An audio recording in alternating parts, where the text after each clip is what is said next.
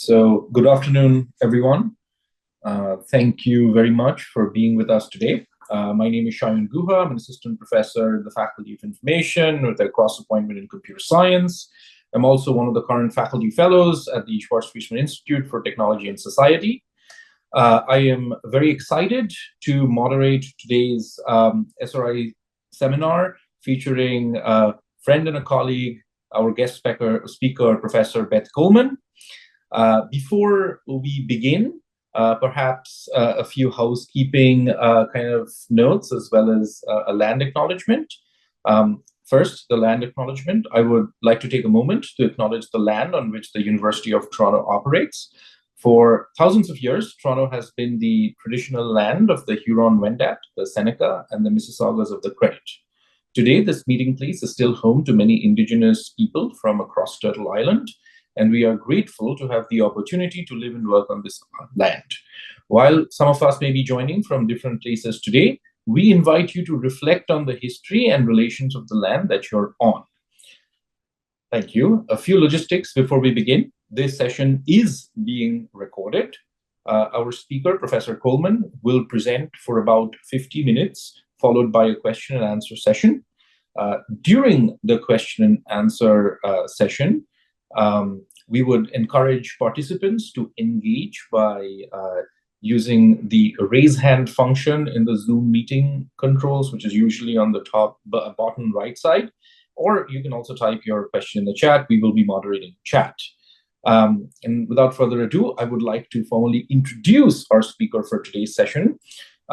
Professor Beth Coleman is an associate professor of data and cities at the Institute of Communication, Culture, Information, and Technology, as well as the Faculty of Information at the University of Toronto. Her interdisciplinary research spans science and technology studies, generative aesthetics, and Black poesis, with a focus on smart technologies and machine learning, urban data and civic engagement, as well as generative arts. She is the author of Hello Avatar and several influential works, including the article Race as Technology, very influential article. Beth is a senior visiting researcher with Google Brain and Responsible AI, as well as a recipient of the Google Artists and Machines Intelligent Award. She is a founding member of the Trusted Data Sharing Group, a research lead on AI policy and praxis at the Schwarzschild Institute, and the director of University of Toronto's Knowledge Media Design Institute. She's also served as the founder and inaugural director of U of T's Black Research Network. Beth's latest book and exhibition, Reality Was Whatever Happened, Octavia Butler, AI, and Other Possible Worlds, was recently published as a monograph by K. Verlag, Berlin. And she is currently working on a new book entitled AI in the World, Perils and Possibilities of a General Purpose Technology.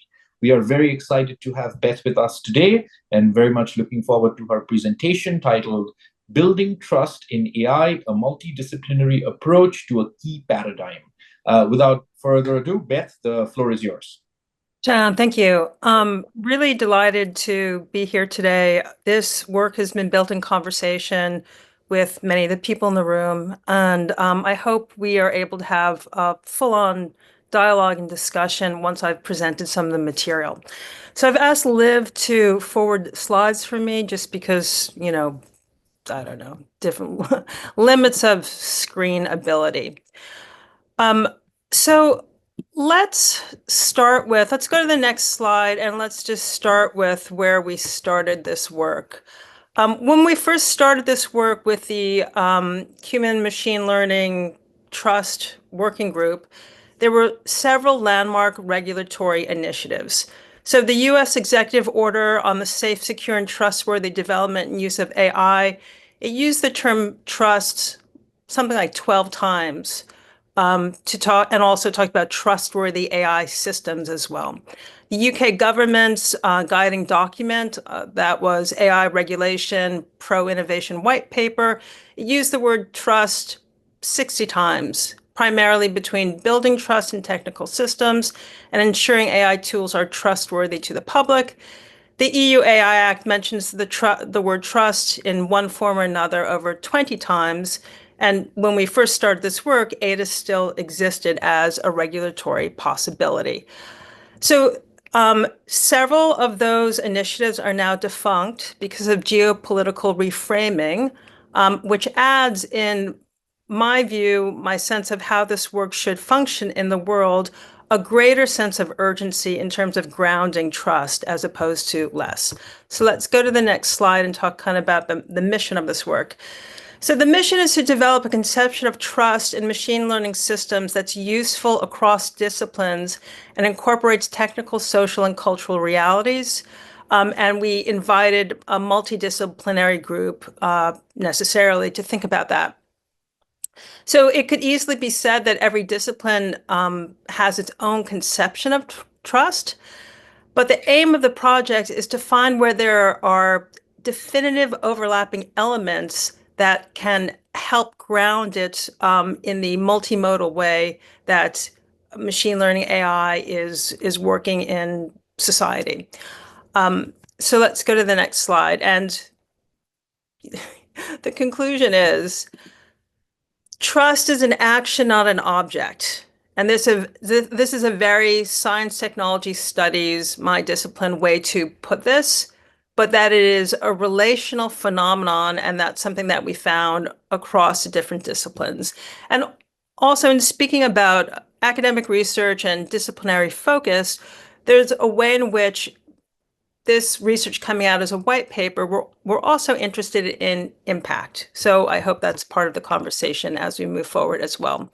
So let's go to the next slide. And this gives you a list of the participants in the Trust Working Group, all of whom have contributed to the research of this work, and some of whom have continued on as really engaged co-authors on it, which especially Matt D'Amata and Alicia DeManuel I want to mention as we're heading toward review and publication. Okay, so let's go to the scope. Essentially, we were working with people across different fields, and you see some of them listed here. And our method was an environmental survey, and then talking about different types of levers, such as where the difficulties are and where there's opportunity to build trust, and what those look like differ depending on which discipline we're looking at. So I've got a couple of slides, and we'll go through these a little bit quickly because it's to demonstrate the categories that we were parceling things into. And you know the flow of this. You do the research, you organize it, and then you're able to extract kind of like executive level and higher level findings. So that's how this chart functions. And we've got human factors engineering, computer science. This is looking at agentic systems. Hi, Tricia, I hope you're here. Let's go to the next two slides, or the next slide. Health systems research, criminology. Next slide. Public policy, sociology, and then the last one. Oh, two more. Psychology, philosophy, the next one, and history. And history, it sounds like, oh, well, why would that be there? What does that have to do with any of these things? And that's a section that Matt D'Amato was the lead author on. And I'm telling you, it's a banger. You have to go there because it actually gives you something that's really interesting. You have objects that are more set in time. You don't have as much as a quickly changing field. So anyway, it's quite an exciting part of the paper. All right, so that's our framing. And our high level kind of landing on this is multiple principles or qualities that define trust across the disciplines, AI as action, not object, that these are contextual and relational phenomena involving relationships between individuals, institutions, and technologies, and issues of transparency and accountability and data and privacy in some ways flow from that top level of the relational. And in describing the flow in that order, yes, of course, we also want to attend to what existing acts and laws exist in terms of how data and privacy are accounted for and regulated, and also where we are in terms of transparency and accountability. And a lot of that is in terms of the technical scoping, I would suggest. Okay, so let's go to the next slide that just points to the three different case studies that I want to highlight in this presentation. So we're going to start with human factors engineering, and Davida is here from Italy or wherever. I'm actually speaking from Vancouver, so, lovely city of Vancouver. So let's go to the next slide in human factors, and I'm going to talk through this case. So let's not quite yet. Okay, thank you. Human factors engineering applies knowledge of human physical and cognitive characteristics to design technologies for optimal use in systems, jobs, and consumer products. Success in this field is measured by improved productivity, efficiency, safety, and user satisfaction. Human factors professionals assess technology and processes for compliance with relevant standards and regulations. However, the trustworthiness of automation is often challenging to evaluate because people do not always rely on it appropriately.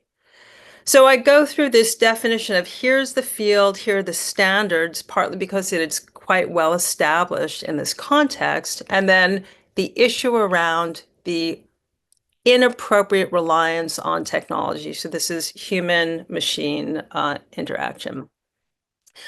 So research establishes that trust, defined as an attitude, closely correlates with reliance on automation, defined as behavior partly shaped by that attitude.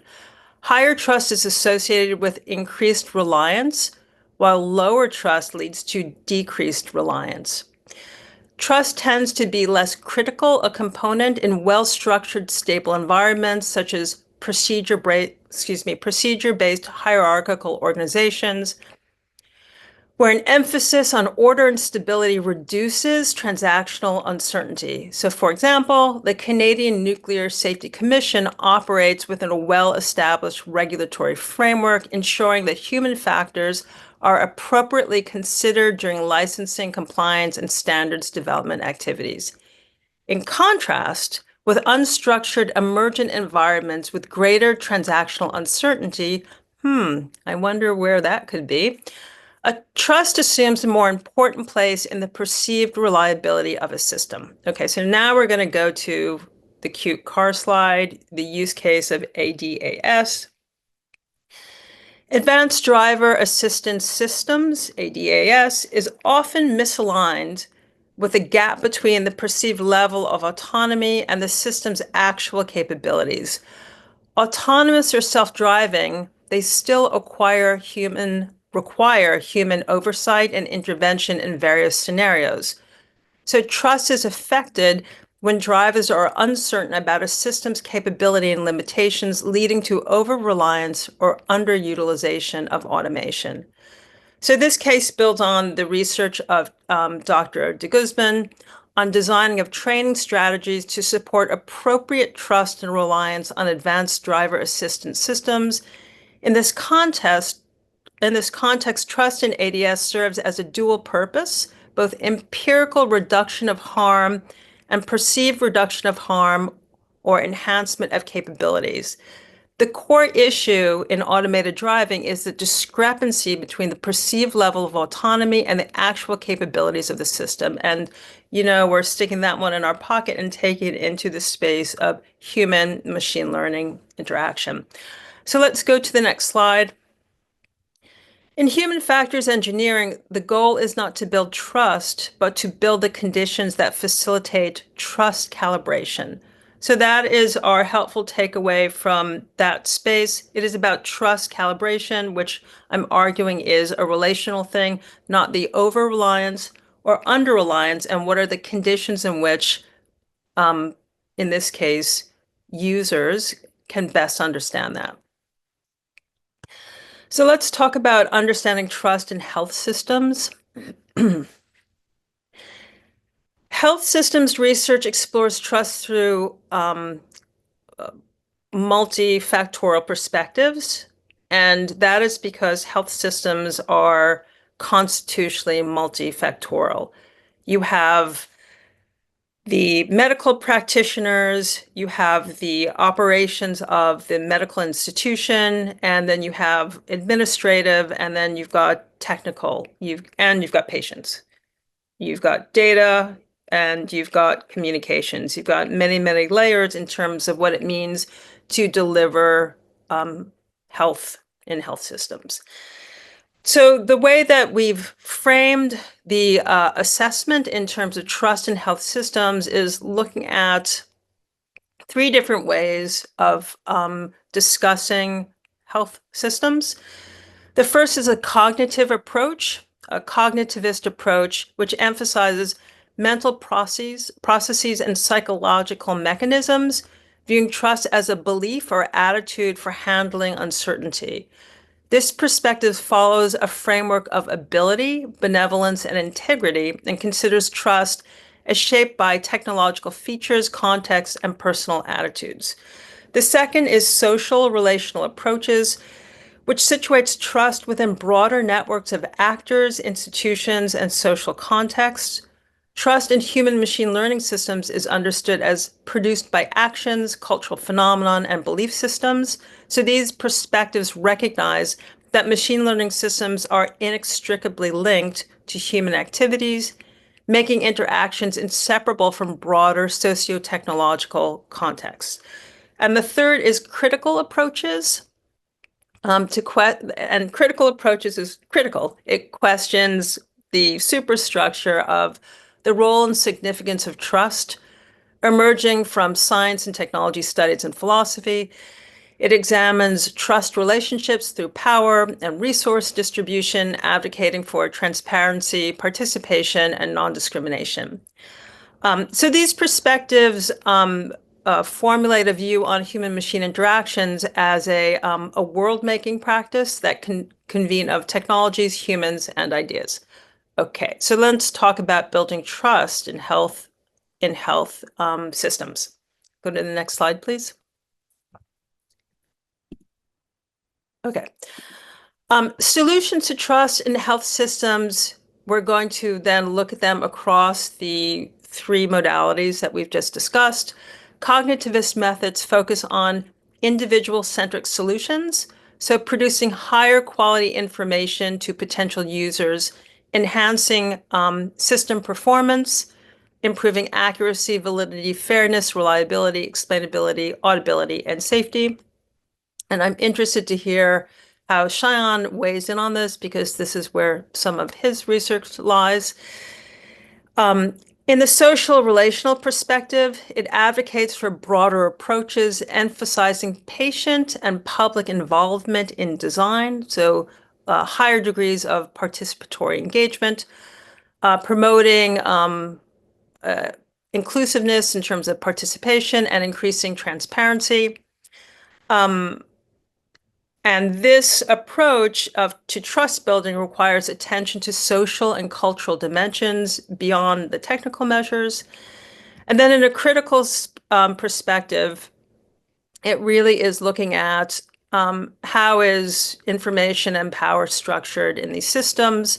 And the suggestion is that trust is not a technocratic goal, but a complex process emerging from historical practices and ongoing social negotiations. So let's go to the case study that we brought in, which is medical scribes. And medical scribes, it's an interesting one because it feels quite lightweight. It doesn't feel like, oh, there's a life on the line if there's a mistake going on in terms of how an AI system has taken notes on some kind of consultation. But because it's not a medical life and death a kind of moment of interaction, in some ways it is helpful in its kind of quotidian level to help think through on the daily basis if we're bringing in these types of systems across the array of needs in terms of delivering health and health systems, what are some of the things that we need to take into account? So AI medical scribes represent a case study for understanding trust in health systems technology. There are automated tools that use natural language process and machine learning to perform clerical medical tasks, including transcribing conversations between healthcare providers and patients, summarizing clinical encounters, generating reports, and synthesizing medical information. So they're positioned as a potential solution to healthcare providers to address burnout. So they're developed for a very clear need, and also to support with administrative challenges. Why don't we automate the things that are least risky and most helpful in terms of administrative work and a certain kind of attention and procedural burnout, and give people more time back in terms of delivering health? So AI scribes, they do raise significant issues in terms of ethics, legal, and technical considerations. And it means the value proposition remains uncertain in terms of the level of risk, in terms of the level of benefits. So some of the critical challenges are ensuring accuracy of speech recognition across diverse populations. So if we think about the challenge of multilingual models and where we see deficit and where we see overrepresentation, that would also have impact in terms of designing that text specifically for this instance. Obtaining appropriate informed consent. What is it that people are agreeing to? Managing new forms of professional liability, protecting patient privacy and data security, distributing technological benefits equitably, and establishing robust data governance frameworks. So that list of problems, that's a list of problems that we can find throughout looking at health systems, but also we can find looking at most cases in which we are adopting AI technologies into a context. All right, so let's go to our last example of trust in philosophy.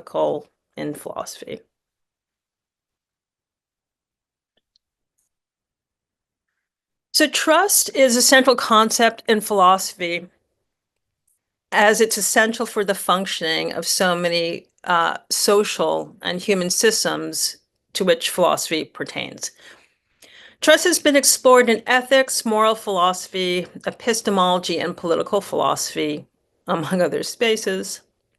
According to philosopher Annette Baer, trust was an underdeveloped concept in moral philosophy, in particular, until the later part of the 20th century, after which there was a proliferation of philosophical appraisals of trust. Even so, there are clear implicit perspectives on trust in philosophy that go deep into foundational Western philosophical traditions. So, for example, Dunn argues that John Locke's philosophical political philosophy is, in fact, a model for understanding the rationality of trust in politics as a whole. So, philosophical inquiry into trust reveals complex considerations for machine learning systems.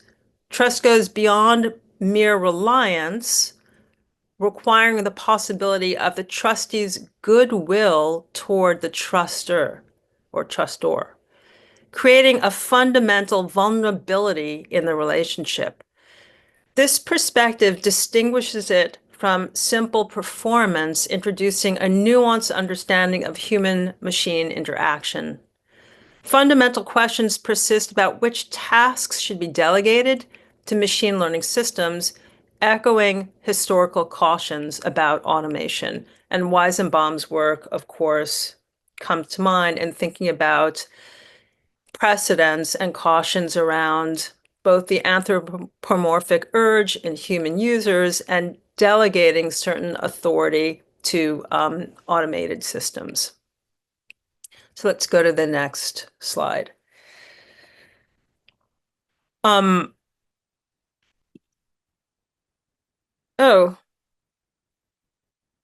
actually, Liv, we can go, we're past the medical case study. We can go the next slide after this. Okay, and then the next slide after this. Great. Okay, so a critical philosophical debate centers on whether machine learning systems can be considered agents or merely sophisticated tools. Are these systems truly agentic entities requiring a complex trust relationship, or are they sophisticated tools that we can rely on or could be reliable? This distinction shapes how trust might be constructed, whether with the system itself or with the human developers and deployers and also users. So philosophical barriers to trust in machine learning are multifold. A core philosophical challenge is determining whether machine learning systems can possess the goodwill essential for true trust based on human to human trust or human to society trust. And contemporary discussions acknowledge the limited trust capacities of AI while maintaining that the broader question of AI trustworthiness remains unsolved. So current philosophical discourse suggests limiting trust to epistemic functions where AI enhances human knowledge capabilities rather than serving as an independent, trustworthy agent. And this is Alvarado 2023, who I'm citing on this. So that is a recommendation coming from the discipline of philosophy. But I would suggest, and we can go to the next slide, that the case study for philosophy would be artificial general intelligence, would be AGI. And discursively, if we're looking at people coming from the field of machine learning, there is not just a discussion, there is the building of AI agents. So we are really at a threshold in terms of the types of insights and framings and precedents that are coming from the discipline of philosophy, putting us right in this space in terms of the question of the agentic versus the tool and the question of trustworthiness and also the framing of vulnerability within that space. Okay. So I would like to take that kind of summary of findings and case studies from our work with the trust group and put it back in relationship to some of the things that are going on in the world. So let's go to the next slide. So, I mean, as this is quite a rapidly moving field, it seems appropriate to have a quick reflection on just, I don't know, past few months in terms of what is going on with politics and also looking at some of the high threshold marks in terms of what is within the space of AI safety research. So let's go to the next slide, please. The February AI Action Summit in Paris culminated with a statement on inclusive and sustainable artificial intelligence for people on the planet.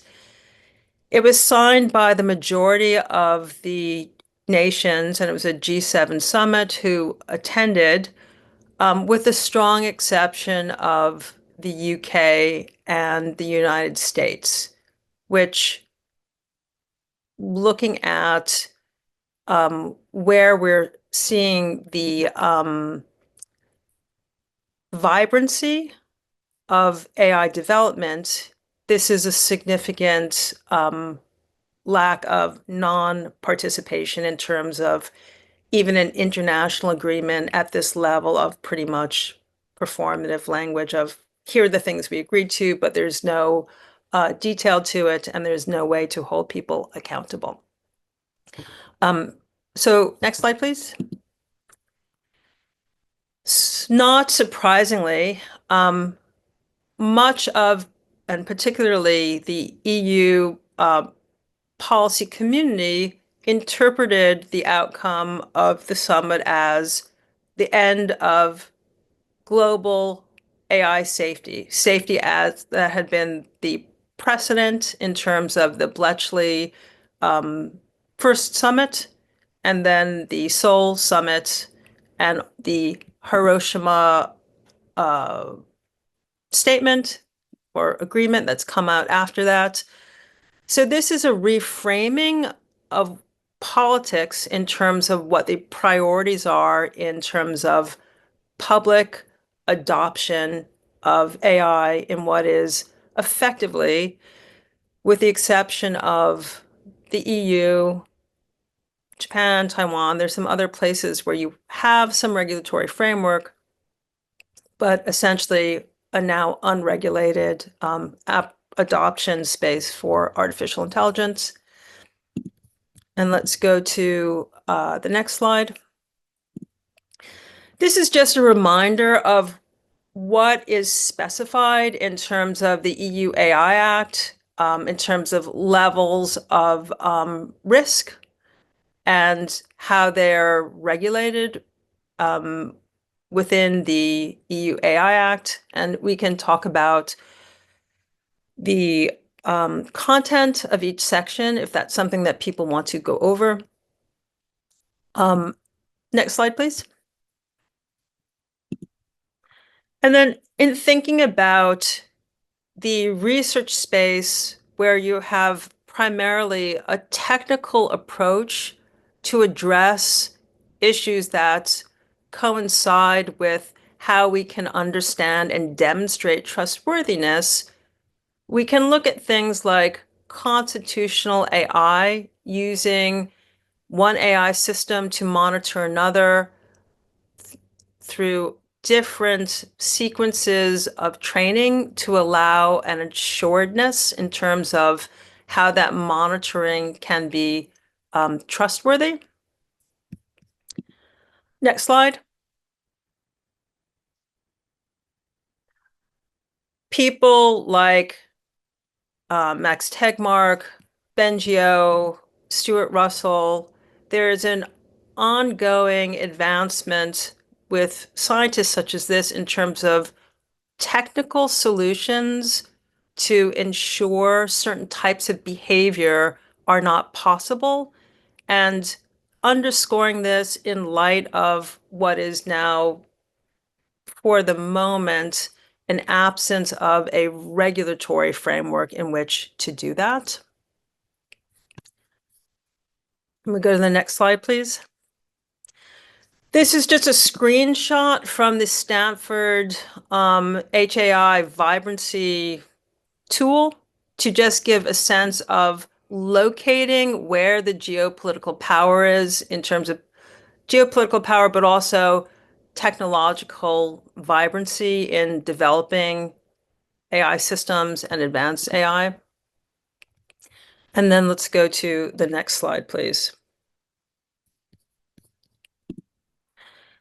So in thinking through trust in human machine learning interactions and the movement toward the signaling of adoption, moving into places with these technologies in an unregulated geopolitical landscape, some of the questions that I'm raising are, what can public protocols look like to perform a kind of standards? If we have research around deception, situational awareness, gradual disempowerment, how can some of that work, which is really technical in its methods and framing, be translated into protocols for public engagement? How are we moving trust from a leap of faith too much or too little to something that is actionable. Relational engagement that moves outside of the narrowly transactional. So we have recently, in a public sense, experience with chain of thought reasoning, where your system, and we can ask questions of deception or not here, but there's a way in which there's a demonstration of this is the method by which a conclusion was reached.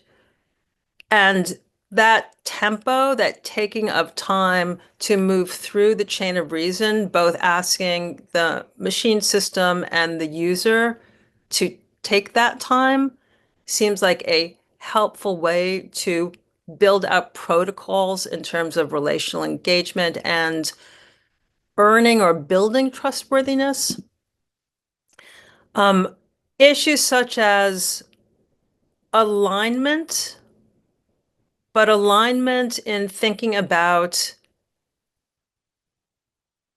intelligence that is not human-like, but an alien intelligence, an intelligence that can mirror and mimic the ways in which we speak or think through things, but the processes are different than what people are doing. And in recognizing the necessity for alignment with certain values and behaviors, but not mistaking AI intelligence for human intelligence seems like a helpful distinction in terms of building more trustworthy relations. Language and looking at relational configurations such as companion species, and we can hear this in Donna Haraway's work, or what we're seeing emerge in the discussion around human algorithmic systems as centaurs, this kind of modeling of integrated and collaborative processes, which is a different model historically than the tool as prosthetic. This is, I think, where the conversation in terms of research and adoption across different fields is sitting. Okay, so those are the points that I wanted to walk us through in terms of opening a conversation about trust and trustworthiness. And I am happy to move into discussion. There you go. There's a discussion slide. Thank you, Beth. That was very, very interesting. I'm sure there's a lot of discussion. There's been a lot of chatter happening on chat that I've also been participating in. Does anyone have their hand up? I'm trying to see if what Zoom is telling me. I'm looking at the chat. Yeah, if there's a particular question or anything, Beth, that you want to respond to in chat, please go ahead. I'll see if someone's raising their hand. Oh, I think Steve has his hand up. Steve, if you want to unmute yourself. Hi, Steve. You're muted. Yeah. They need to. Oh, Steve, you just remuted. Okay, you can hear me now? Okay, that was a bit of a dance. I just thought I'd chime in because I think I'm being the major troublemaker over in the chat room. So I just thought, get your opinion on this. So, I mean, I come from a psychology department. And when I think of trust, like I think, you and I don't know each other. But if we were, having coffee a few times, let's say an earthquake happened and I looked in your eyes and saw the fear and you looked in my eyes and saw the fear, we would share something and that would build trust. And trust in that sense is a very general. It's just like this person and I get each other. We're connected. We're seeing the world in the same way. I kind of think if push comes to shove, she won't backstab me or things like that. It's a very general kind of thing. Whereas when I hear you talking trust here, I'm hearing much more specific things like, do you believe it's accurate? Do you believe it's secure? Do you believe it's safe? And those are all things we can talk about without using that word trust, which I worry is a loaded term. Like I said at one point, what if we just redefined love in a more minimalistic way and asked whether, you could love machines or stuff, but we know that love means something bigger than what we're talking about. And I also just wonder whether this is wise, because I mentioned at one point, you can, like Chat GPT, you can trust its safety. I don't feel worried about using Chat GPT, but I don't trust its accuracy if I'm asking for citations or whatever, especially 3.5. And so you can dissociate some of these beliefs you have that all seem to be subsumed in trust. So I was troublemaking there. Should we be using the word trust? Should we be a little clearer with the words we're using? What are your thoughts on that? Steve, are you suggesting that accuracy would be more precise here? You could say a belief in the accuracy, yeah, without using that word trust, which is so much deeper than a belief in accuracy. Yeah, I'm happy to double down on trust. And the reason I mean, we definitely spent time on trust, and the reason trust seemed like the correct point of inquiry is because it is used broadly and widely. It is used in the proposed language around regulation. It is used in terms of our own personal intuitive sense of, well, I trust Claude more on this than I do Gemini because, Gemini is a little bit, literal, whereas Claude understands kind of the cadence of my language. So trust, I've already used it in two different ways in that sentence, but because it is so elastic, that was precisely why we wanted to do something that's a little bit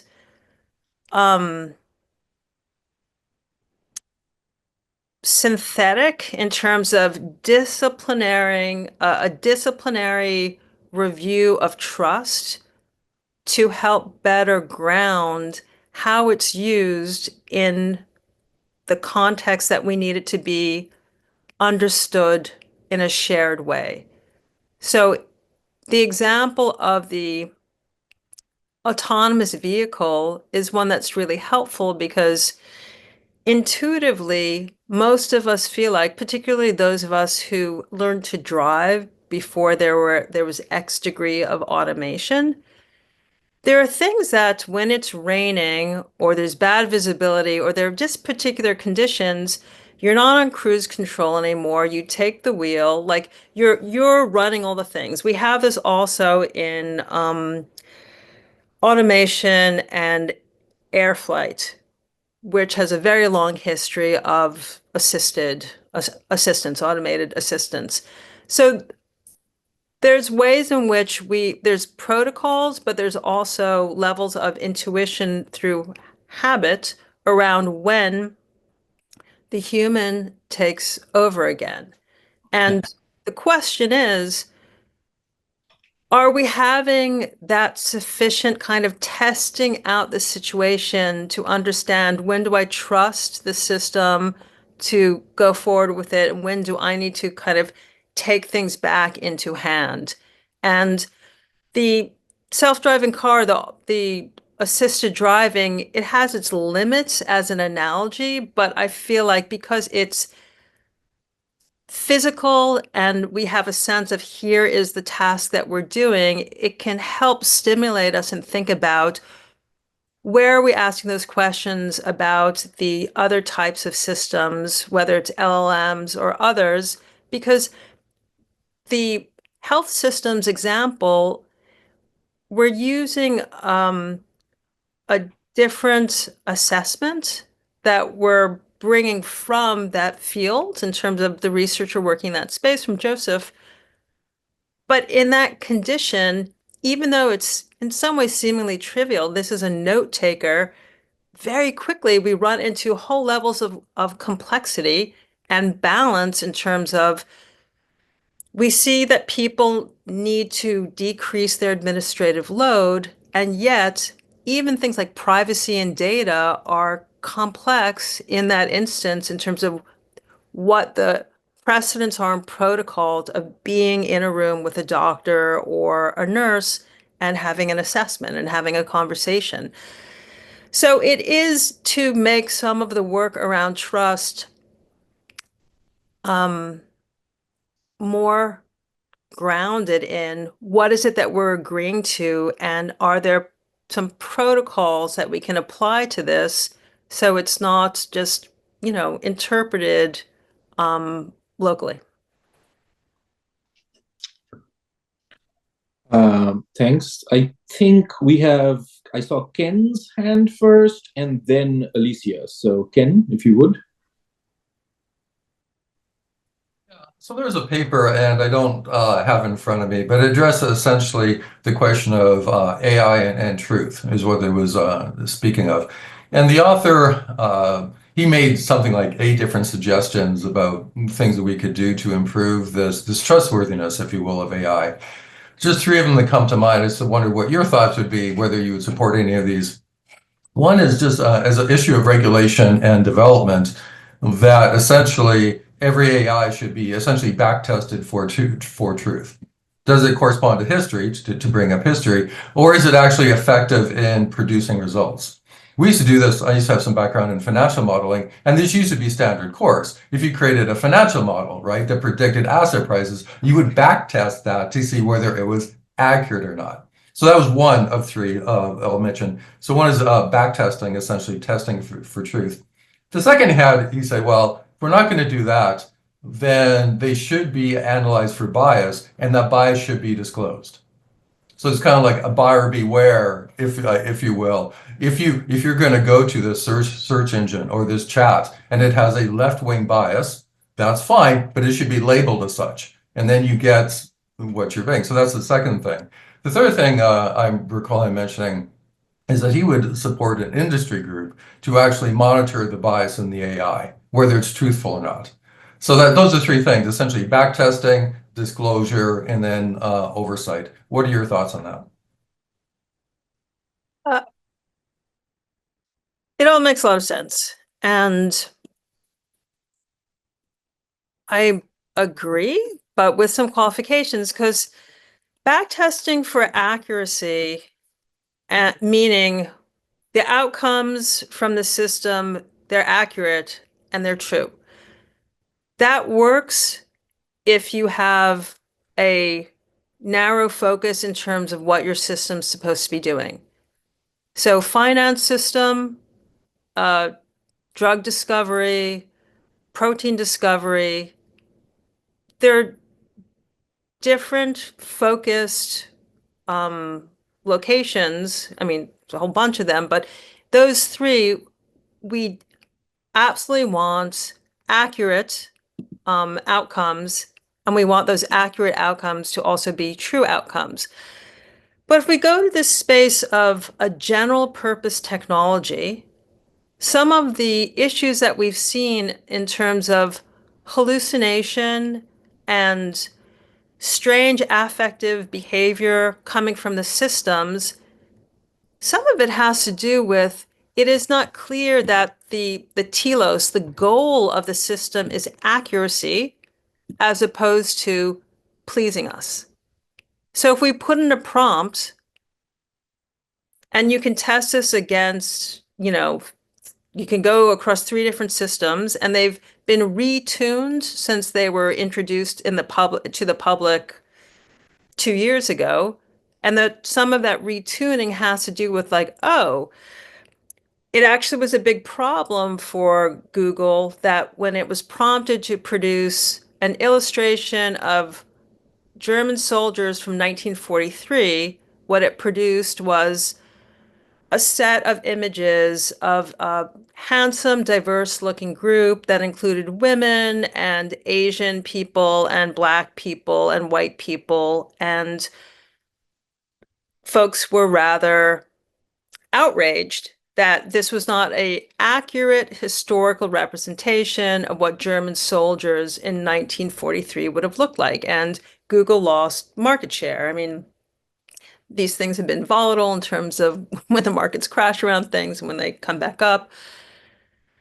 But the issue there is that system was not tuned to produce historical accuracy. The user would have to have asked for that.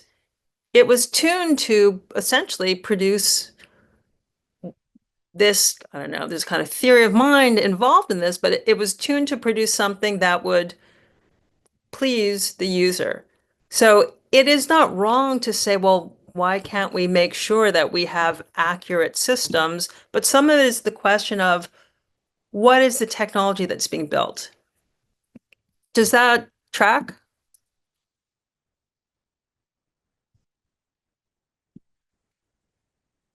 Okay. I think, and if you're trying to say something, you're still on mute. It partially does, but I think from an ethical perspective, the Gemini case was a little bit interesting because it produced fiction when people were using Gemini to try to get fact. And so, in other words, when they used it, they wouldn't say, well, you can create this fictitious world of things that don't exist. People thought you would get something historical. So I think that's an issue.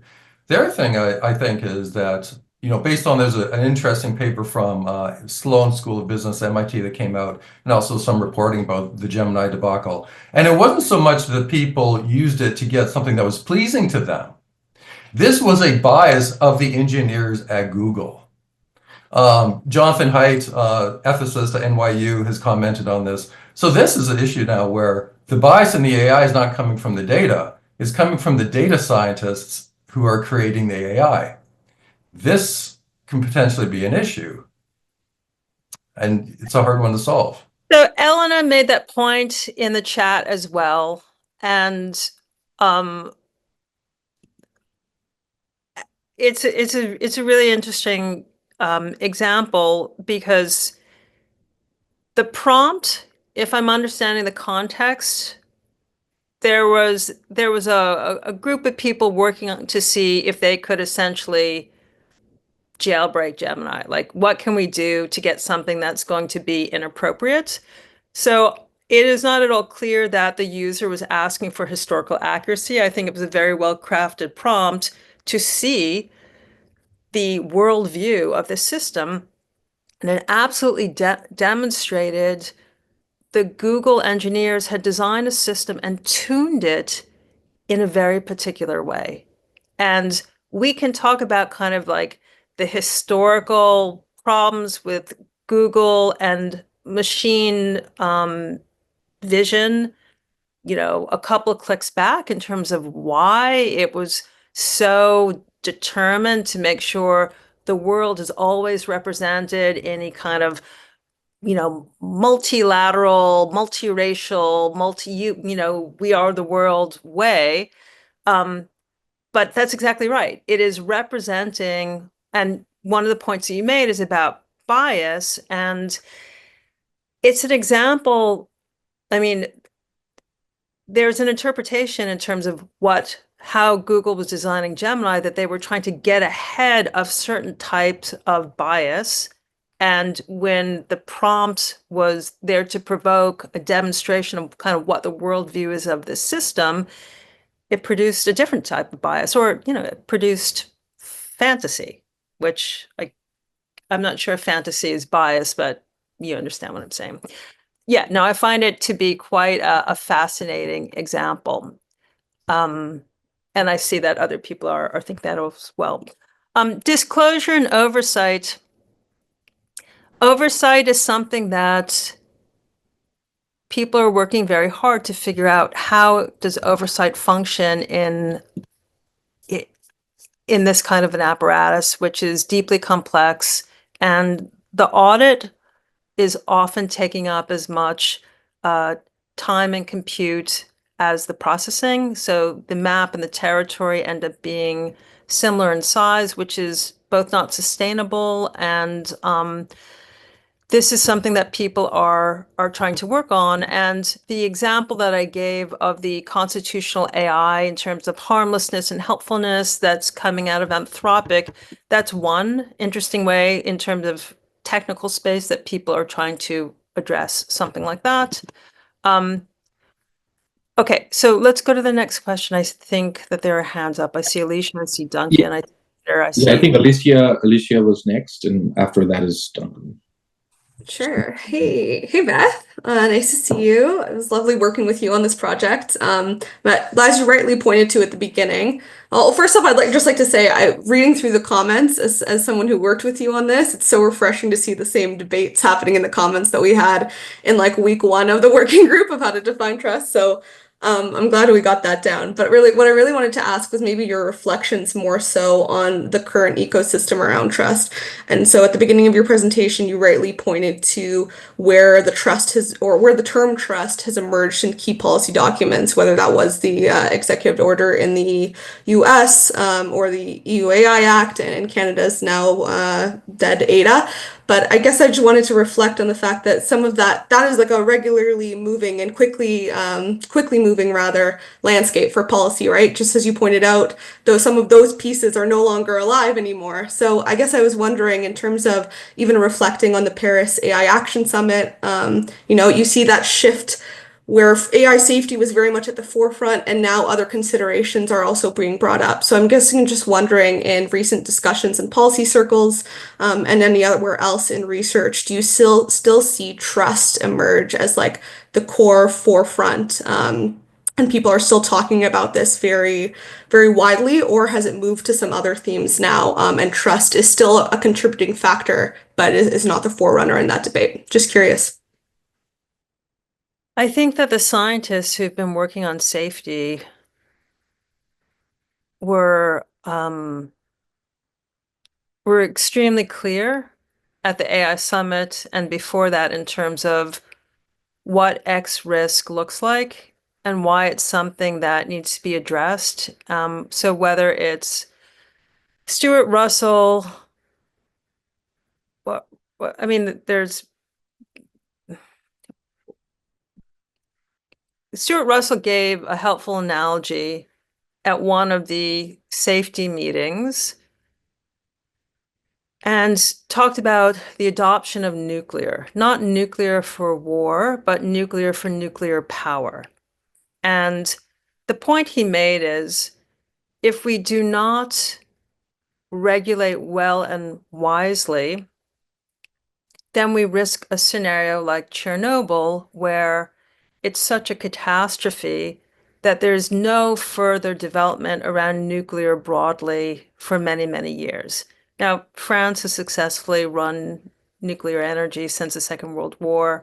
There are examples of where it has been sustained, but you understand his point. If there were no standards in terms of building cars and they would explode when you went on the road, we wouldn't have a car industry. If our houses fell down because there were not engineering standards, that would be a problem. So the idea that innovation cannot happen if there are any stop holds in terms of what the technology can do, from my perspective, that seems like false consciousness. And it also seems to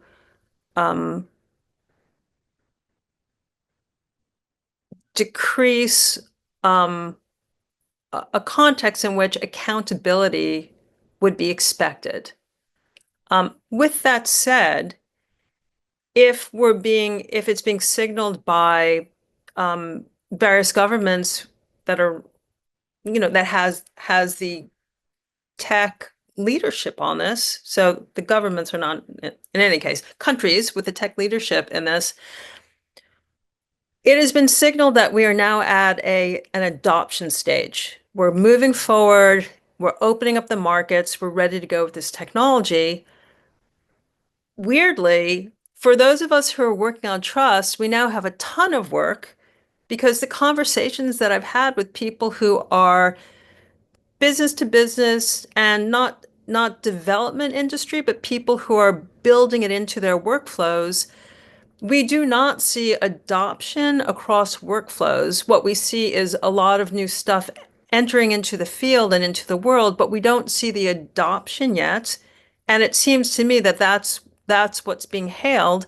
And one of the reasons we do not yet see profound adoption is, one, it takes time, but two, there's issues about trust. And some of the points that Ken brought up earlier, or Steve brought up, in terms of what are some of the formal ways in which we can trust a model, or the way we experience trust as humans. There's still those problems in terms of, well, what does adoption look like?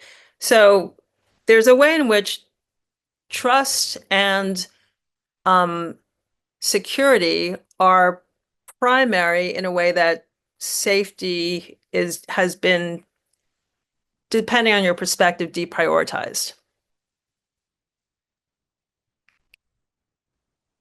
I think Duncan is next.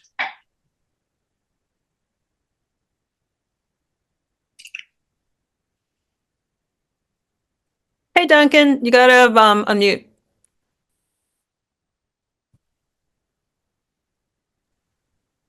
Oh, there we go. Okay. Great. It was telling me the host needed to unmute me. Hi, Duncan Caspegs with CG. Thanks very much, and it was a pleasure getting to participate in that panel with you, Beth and Monique and Matt in Paris around these issues. And I guess the point I wanted to really double click on the points you were making about AGI, and kind of raise a question around just the potential ways that those involved in sort of the community thinking through trust and AI might be able to contribute to those discussions. So, on AGI, various definitions, but roughly speaking, AI systems that would approximate human level proficiency across most relevant cognitive capabilities. And then its potentially even more challenging cousin, ASI, artificial superintelligence, where, it races past that, and we're dealing with systems that are basically far beyond human capabilities, human proficiencies on most relevant cognitive capabilities.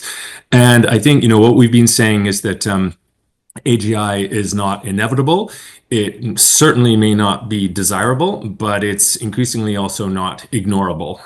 The companies are all explicitly aiming to create this. A number of them saying they're going to create it by 2027. And there are a number of sort of independent analysts, whistleblowers, and so forth that are saying, yeah, this is not implausible that could be the case. So society, governments, but even more broadly, society urgently needs a plan for how we would handle this, or prevent it from happening if necessary, within possibly a relatively short time frame.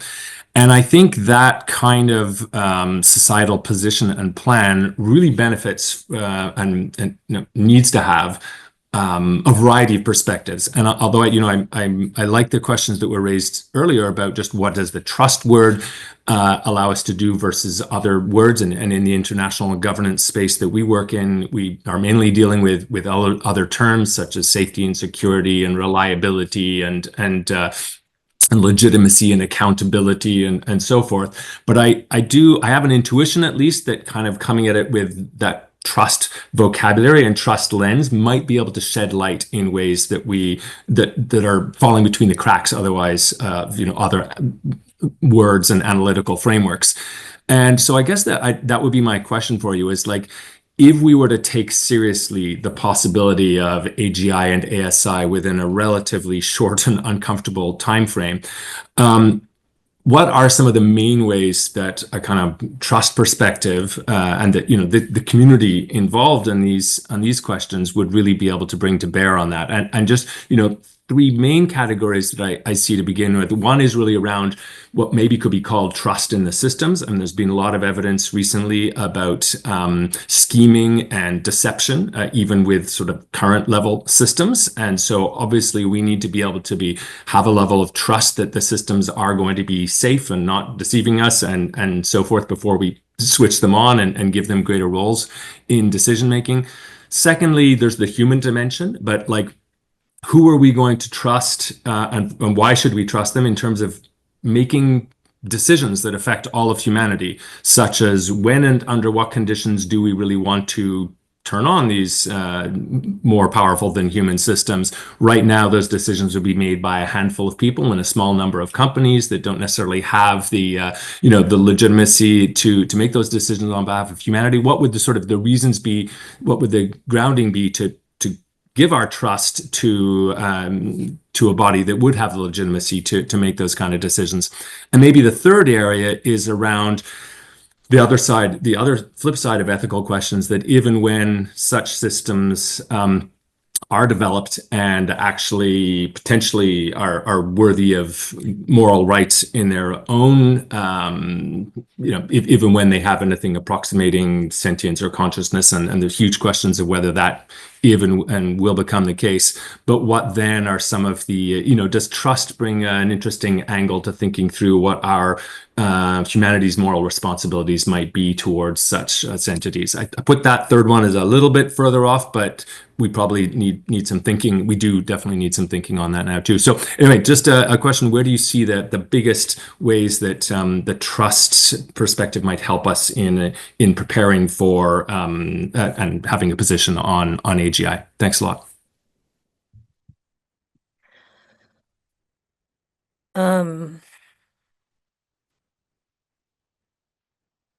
I think that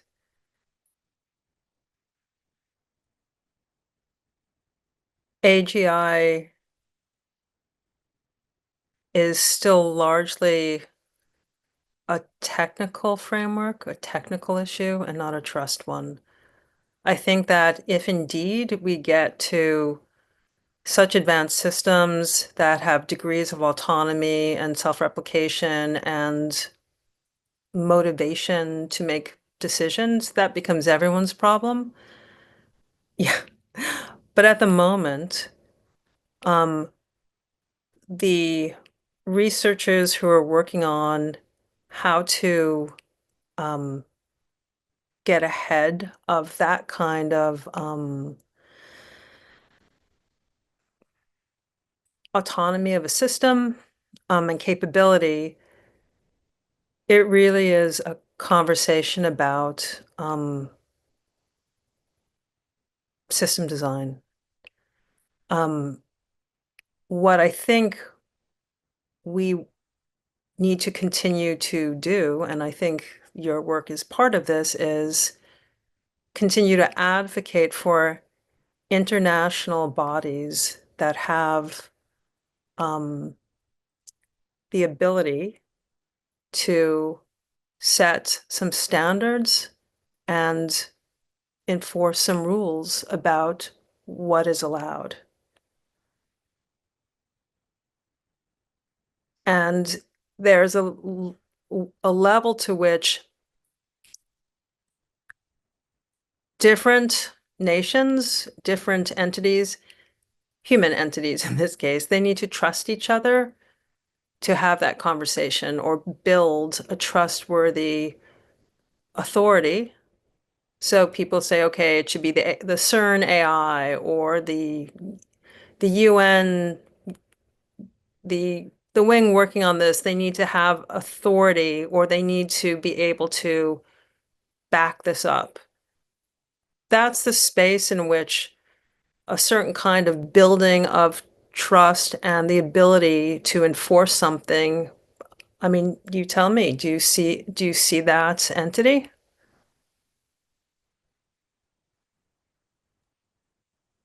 Yeah, absolutely. I think that if we're looking at the kind of entities that would have the legitimacy to be making decisions on questions that ultimately affect all of humanity and that we only may get a chance to make once, maybe kind of irreversible. I think we don't necessarily have to aim for an unrealistic, perfect global kumbaya, but we can do a heck of a lot better than the current situation of de facto of where such decisions are being made and are likely to be being made. And I do think that anyone who's sort of in the coming from perspective of ethics and legitimacy around decisions, technological decisions that affect society, that would be one of the crucial the most important messages to push for, is like we need to be making these decisions in a way that's both going to be effective and timely, but also that is going to benefit from a widespread legitimacy. Lots of ways of different ways that we could design international bodies, decision-making processes. We're working on this, as you mentioned, but I think that core principle is something that very much could be at the forefront of this community. I think there are other areas as too, but I definitely agree with that. So yeah, thanks, Beth. Peter?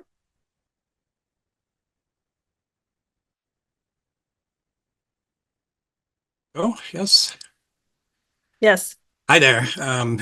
I really appreciated your approach and your scholarly take on this complicated issue. And but I want to explore this issue of the relationship between trust and authenticity. Like you said, trust is an action, whereas authenticity is both an action and an object. I mean, you can have a certification of authenticity. You can have a natural product that is registered as the result of a certain process. And if you're selling this natural product and the inspector comes in and sees that you're not following the protocol to produce it, it's no longer authentic. And because you have that regulatory oversight, people can trust the distribution of natural products.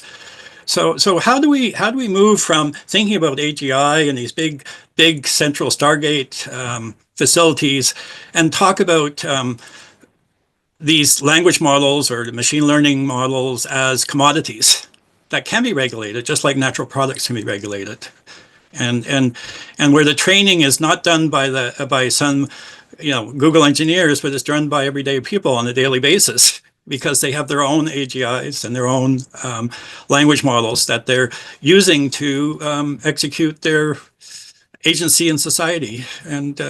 But I think this focus on authenticity is very important, because there's this idea that you can recognize authentic people because they're fearless.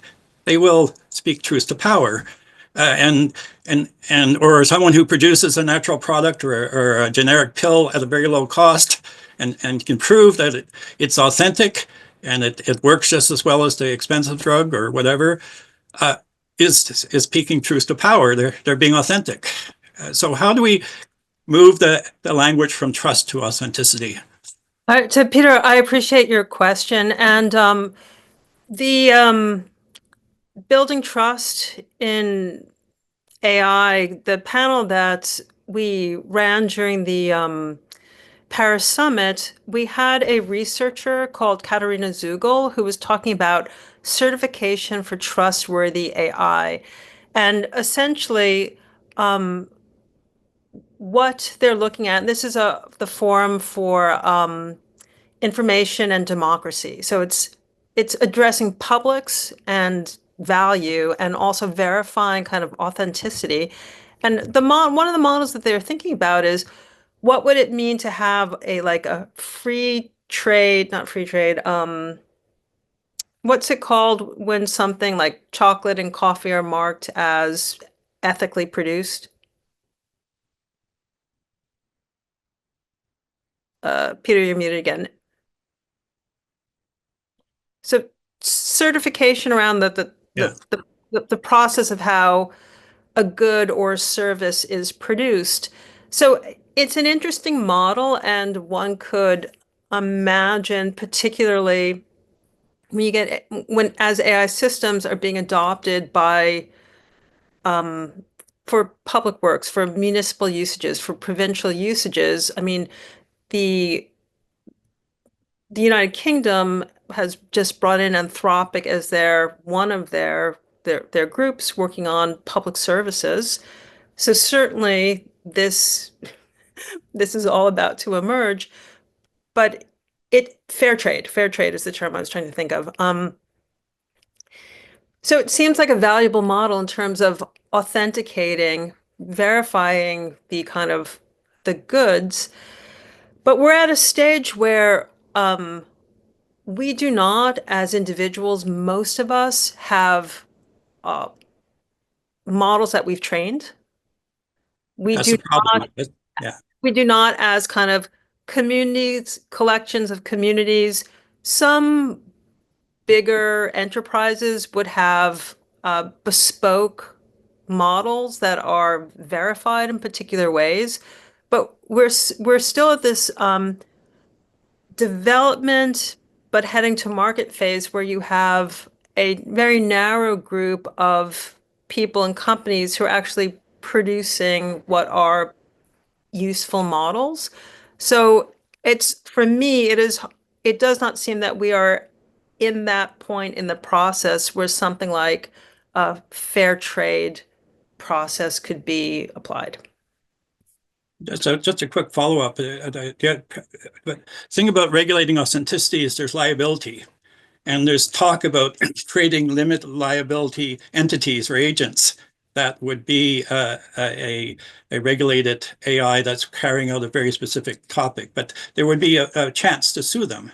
And they would be regulated by standard rules and regulations. So that's one way of going beyond just the some arbitrary standards method, but it's something that's built into case law about what is the consequence of betraying or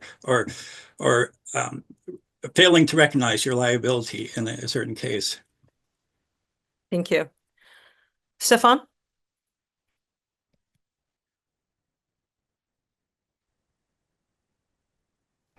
Okay, it just came through.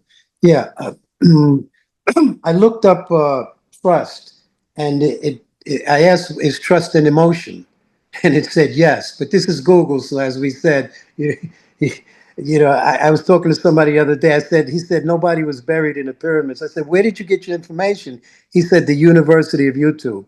Oh, okay, but here we are with this. Trust is an emotion, and it's based on certain aspects of is the feeling based on belief in someone's reliability and good intentions, often accompanied by a sense of safety and confidence when relying on them. Therefore, it has a significant emotional component. Now we're asking to this not okay. We want to give everything a little birth. It's not just I'm not an in the box person, but just to create some kind of a framework here. Um, so we're asking to have this human emotion that's usually based on eyeballing, looking at somebody, their little reputation, what you're feeling in your gut, to a technology, to a mechanical thing. And so I heard this too. I think it is true in China. They had combat ready robots. They put them to sleep, and they were controlled by satellites. I don't know if anybody else heard about this, but I think it's accurate. They shut everything down. When they came back the next day, the robots killed 26 people in the factory. This was in China, from what I understand. So that's one thing. Now, when I was a kid, we used to have seminars, and at one we used to call this pro and con, where you had for 5 minutes to state a case for something, and then the next go around you had to state a case against it. I mean, there was no holding back. You had to put your whole heart into it. This brought about an objectivity faculty. And I ask you, is there anything in this that you feel that, a healthy skepticism would bring up and show? I understand you're a very good component for it, and well-spoken and well-informed. Do you ever look at the other side of it? And can you share that with us a little bit? And then we could discuss. Yeah. Yeah. So thanks, Stefan. Your definition of trust as a feeling, that is absolutely on point. And in working through a multidisciplinary views on how trust is enacted in certain places, certainly if we're looking at psychology, certainly if we're looking at philosophy, in human relations, trust it's a lot of things, but it's also a feeling. And I think Steve made that point really clearly in the first comment in the discussion. In doing this work, we're not trying to make people into robots. What we're trying to do is understand the complexity of how do you trust something that you don't necessarily understand all of it. If we think about human-machine interaction, we have a long history, and Weizenbaum's ELIZA is just one example among many. Turing made the threshold of the Turing test, a machine being able to credibly imitate a person, there are reasons why it's about imitation and mimicry. It's because we as humans are we have very strongly built into us for various reasons an anthropomorphic urge. So some of the thinking through trust and trying to think of trust as an action and in relationship to protocols, some of it is for our own safety, so we're not giving too much trust or giving too little. Like, how can we modulate so we understand better what the systems are and what we are in relationship to them? So I like this exercise, like you argue pro, and then you argue con. We're not quite doing that yet. We're really saying this is the environment. Here are different ways of thinking about how it's done in these different fields or understood in these different fields. And we're heading toward a finding of it looks like trust, human to human, human to machine. I don't know about machine to machine, but at least human to machine, that these are relational engagements. And what we need to figure out is, so where are we going from there? Madison, do you want to ask a question? Hi, Madison. Okay, I'm unmuted. Hi, Beth. Hi, Shion. Thank you. Nice to see you. My question is around, and I think going back a little bit to Duncan and this idea around what needs to happen if we get to AGI or around these sorts of things is develop international standards and bodies and institutions who are tasked with regulating, setting standards, putting the boundaries on what is acceptable and not acceptable. My question is, when does work on trust in AI become work in trust in institutions or trust beyond AI? It seems that we focus on trying to identify, do we trust AI? And we don't often define what the AI is that we're talking about. So it's this ambiguous entity, and then call for, okay, well, we need third bodies, we need international standards to be the ones to regulate. Yet, if we consider also the current political climate where there's a lot of distrust in institutions, in government, then does the question then become, well, how will we have a trustworthy international body? Will we have a trust? Who will be the people to come together, or those institutions, big tech, whatever it may be? And that boundary seems very murky to me between trust in AI versus trust in the apparatus behind AI. Yeah. Peter Lowen a year ago published, and this was a joint SRI research project, a global survey of trust in AI. So now surveys are always complex entities in terms of how reliable are the answers, who was surveyed, et cetera. But their methods were sound, and we also will take the outcomes with a grain of salt. But the global survey of who trusts AI in the world and what are the different conditions of the trust, the primary outcomes were the global South or majority world, youngest populations in the world are the people who have the most trust in AI systems and belief that it will improve their lives. Whereas Canada, the EU, the kind of like, I don't mean to say this in a way to offend anyone, but like the established older democracies, it's these populations, or at least the ones sampled, who are most wary, the most untrusting of this new technology in all its multi-headed forms. And one of the questions in the survey was, who would you trust to govern AI? Who would be the most trustworthy body?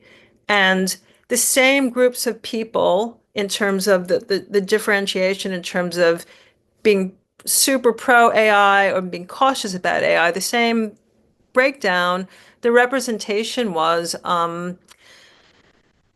technology companies would be the most reliable bodies to govern AI.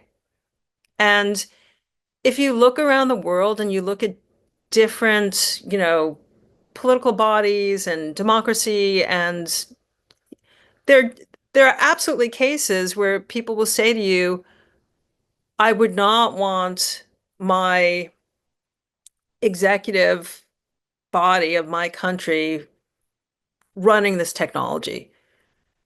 I find that, we're in a state of surveillance. We're in all kinds of different conditions in terms of the political condition, that the potential value that AI technology represents for some people, they do not see their governments as trustworthy administrators of the technology. They see it as extensions of surveillance. And whether you think that that is a misunderstanding of what kind of data is being extracted, what kinds of privacy or protections we have, that's a little bit of different issue. But in terms of a survey of taking the temperature on where people are on trusting AI, that's what the numbers look like.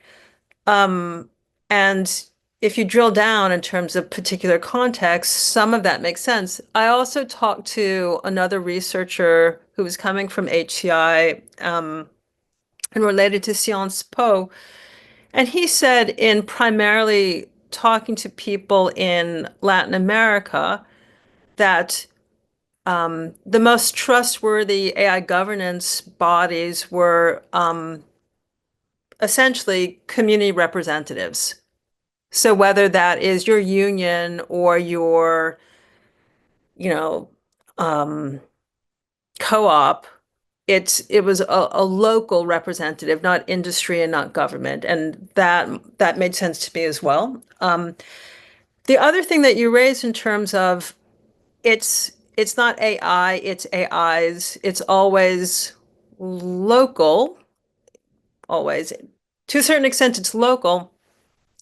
I think it's important to take that into consideration, and it's one of the reasons why we wanted to do disciplinary framings, because it ensures that we're addressing localized applications, even if the particular tech stacks are not customized for those contexts. And I do think that there is a tension in terms of trustworthiness, accountability, and authority in terms of specialized expert systems. So expert systems that are being used in science for chemistry, chemical discovery, and general purpose ones.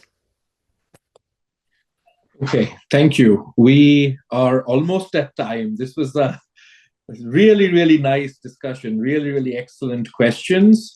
So thank you, Beth, Professor Coleman, for being with us today. Really fantastic presentation. Thank you, everyone in the audience, for being with us today.